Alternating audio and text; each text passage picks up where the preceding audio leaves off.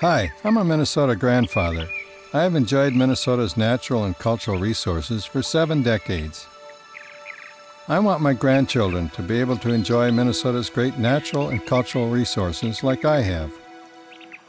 That's why I'm asking you to vote yes for the constitutional amendment to dedicate funds for the conservation of Minnesota's natural and cultural resources. Minnesota's outdoor and environmental community has worked for a decade to pass the constitutional amendment legislation. Now, Minnesota voters are being asked to vote yes for a sales tax that will cost each family an extra $1 per week to preserve our legacy. A sales tax increase of 0.3% will raise $276 million annually. Why is this new funding needed? Minnesota's conservation funding dropped 47% in the past 5 years alone. 40% of Minnesota's lakes and rivers tested are polluted or impaired. Over 1 million acres of wooded lands, natural areas, and farmland will be lost over the next 25 years.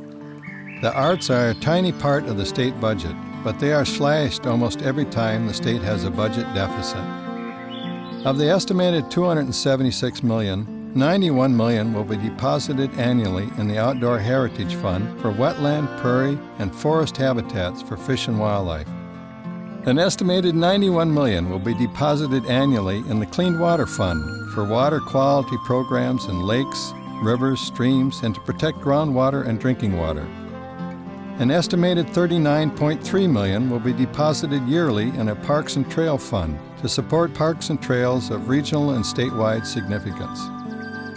An estimated $54.5 million shall be deposited each year in the Arts and Cultural Heritage Fund for the arts and to preserve Minnesota's history and cultural heritage. How will Minnesotans benefit from dedicated funding? Wetland wildlife and recreation will be improved by enhanced wetlands. Restoring native prairie will benefit grassland species and reduce global warming. Forest management will benefit all forest wildlife and users.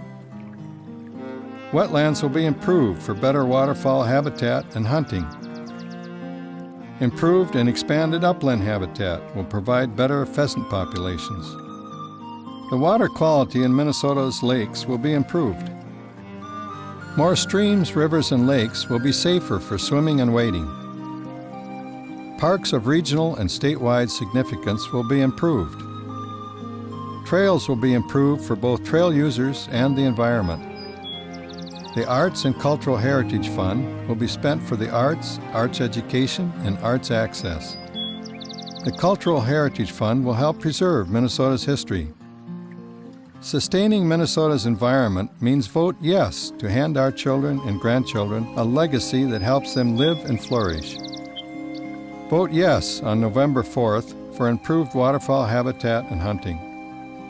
Vote yes on November 4th for upland habitat that benefits sharp-tailed grouse, prairie chickens, pheasants, and other grassland wildlife. Vote yes on November 4th for better woodland habitat benefiting ruffed grouse, woodcock, and other woodland wildlife. Vote yes on November 4th for better bird watching. Vote yes for better fishing and hunting. Vote yes on November 4th for clean water for water sports such as kayaking. Vote yes on November 4th to protect groundwater and drinking water. Vote yes on November 4th for better parks and trails. Vote yes on November 4th to improve the arts, arts education, and arts access. Vote yes on November 4th to preserve our cultural heritage. Let's leave a legacy for our children by voting yes on November 4th for the constitutional amendment.